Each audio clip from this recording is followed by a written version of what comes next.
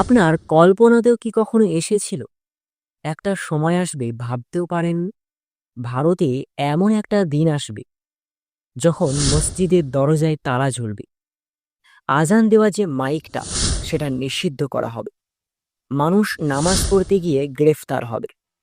এইটা কি সেই দেশ যেখানে হাজার হাজার বছর ধরে মুসলমানরা বসবাস করে এসেছে, যেখানে সুলতানদের ইতিহাস গোটা ভারতবর্ষে ছিটিয়ে আছে, যেখানে হাজার হাজার ওয়াকফ জমিতে মসজিদ, দরগাহ, মাদ্রাসা আছে? আজ সেই মাটিতে মুসলমানদের বিশ্বাসের উপরই ক্ষোভ চলছে।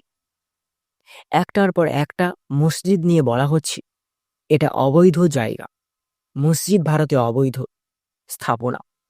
আবার অন্যদিকে বলছে কাগজ দেখাও। আরেকদিকে রাতের অন্ধকারে ভেঙে ফেলছে বড় বড় মসজিদ, দরগা। আপনি কি জানেন ভারতের দিল্লি শহরের বুকের মাঝখানে শত বছরের পুরনো একটা মসজিদে তালা ঝুলিয়ে দিল? আবার গুজরাটে কয়েকজন মুসলমান রাস্তায় নামাজ পড়ছিল, পুলিশ এসে ধরে নিয়ে গেল। চার্জশিটে লেখা হয়েছে পাবলিক ডিস্টার্ব করছিল।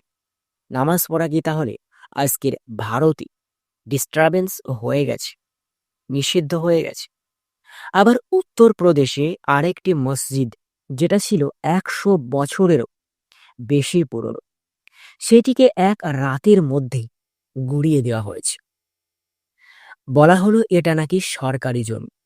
কিন্তু এখন প্রশ্ন হলো, এতদিন এই মসজিদ ছিল, আজ হঠাৎ করে কেন অবৈধ করা হলো ভারতের মসজিদ, মাদ্রাসা, এতিমখানা এইগুলোকে?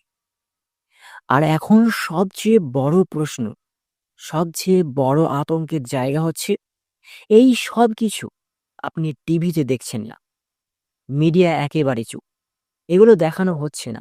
এত কিছু হওয়ার পরেও যেন কিছুই হয়, যেন মুসলমানদের কষ্ট কোনো খবরই না। একজন মুসলিমকে রাস্তায় মারা হচ্ছে, তাও মিডিয়া চুপ। মসজিদ ভাঙা হচ্ছে, মিডিয়া তাও বলছে না।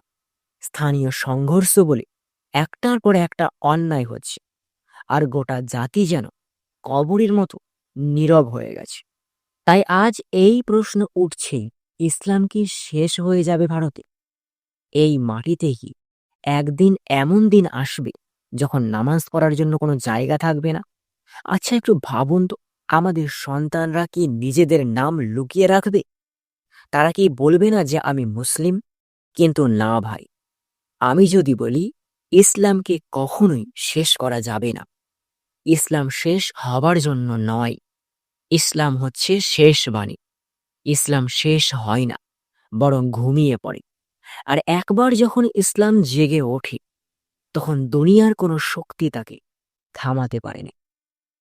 কোরআন শরীফের ভিতরে আল্লাহ নিজেই বলেন, তিনি এই ইসলাম, এই দিনের হেফাজত করবেন। সুবহানাল্লাহ। তাহলে আমাদের এত ভয় কিসে? আপনি ইতিহাস জানেন তো? স্পেন বলে একটা দেশ আছে, এই স্পেনে সব মসজিদ পুড়িয়ে ফেলা হয়েছিল, কোরআন শরীফকে নিষিদ্ধ করা হয়েছিল। আবার ফিলিস্তিনে আজও বাচ্চারা গুলি খেয়ে আল্লাহ আকবার বলে। আবার চীনে, মায়ানমারে মুসলমানরা গোপনে রোজা রাখে, তবু ত্যাগ করে না ইসলাম। তাই আমি বলি ইসলাম কখনো শেষ হবে না, শুধু মুসলমানদের ঘুম ভাঙা দরকার। আজকে আমাদের ঘুম ভাঙাতে হবে। আজ যদি আপনি চুপ থাকেন, তাহলে কাল আপনার শহরের মসজিদও তালা পড়বে, কোরআন শরীফকেও নিষিদ্ধ করে দেবে। এমনই একটা শয়তান এই ভারতবর্ষের জমিনটা হয়ে গেছে। জমিন বললে ভুল হবে, এমন এক প্রেসিডেন্টের জন্য গোটা ভারতবর্ষকে আজ তছনছ করে দিল। আজ যদি আপনি প্রতিবাদ না করেন, তাহলে আপনার সন্তানও একদিন নামাজ পড়তে পারবে না। আজ যদি আপনি অন্যের কষ্টে না কাঁদেন, তাহলে কাল কেউ আপনার কষ্টে কাঁদবে না। আমি জানি আপনি ব্যস্ত, আপনি গরিব, আপনি একা, আপনি ভাবেন আমি একা কি করব। কিন্তু ভাই, ইতিহাস বদলেছে একা একা মানুষদের হাত ধরে। মদিনার ছোট্ট ঘরে শুরু হয়েছিল ইসলাম, আজ সেটা কোটি কোটি মানুষের বিশ্বাস। আপনার হাতে এখন সবচেয়ে বড় জিনিসটা আছে সত্য। এই ভিডিওটা শুধু একটা খবর না, এটা একটা জাগরণ, একটা বিপ্লব। এই চ্যানেল আপনার আওয়াজ। আমি আমার শেষ নিঃশ্বাস পর্যন্ত আপনাদের জন্য লড়ব, ইনশাআল্লাহ। কিন্তু আপনি পাশে থাকলে আমি তবেই সফলভাবে আওয়াজ তুলতে পারব। তাই আপনার কাজ খুব ছোট। এই ভিডিওটা অন্তত ৫ জনকে মুসলমানকে শেয়ার করুন। বলুন, জেগে ওঠো ভাই, জেগে ওঠো বোন, ইসলামকে ভালোবাসো, সাহস দেখাও। চ্যানেলটা সাবস্ক্রাইব করে রাখো, কারণ এখানে সত্য কথা বলা হয়, ব্যথার কথা বলা হয়, হকের কথা বলা হয়। তাই আজকের মতো এখানে বিদায় নিচ্ছি। দেখা হচ্ছে পরবর্তী কোনো আপডেটে। সকলে ভালো থাকুন, সুস্থ থাকুন। ধন্যবাদ।